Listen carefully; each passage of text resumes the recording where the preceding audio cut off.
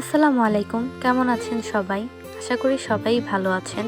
Weather demand করে ভুনা খিচুড়ি অথবা বিরিয়ানি খেতে সবারই ইচ্ছা করে, তাই আজকে বানিয়ে ফেললাম গরুর মাংসের বিরিয়ানি অথবা তেহেরি, যেটাই বলেন।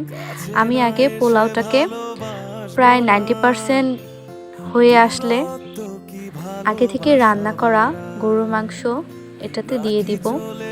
আর আমি পোলাওটা আধা কেজি চালের নিয়েছি আর 1 কেজি পরিমাণ গরম পানি দিয়ে নিয়েছি। তো এখানে 90% পোলাও হয়ে এসেছে আর আগে থেকে রান্না করা গরুর মাংসটুকু আমি সাথে দিয়ে নিচ্ছি। আমার এই পাতিলটাতে জায়গা হচ্ছে না, তাই আমি বড় একটা পাতিল নিয়ে নিলাম, যাতে আমার নাড়াচাড়া করতে খুবই সুবিধা হয়।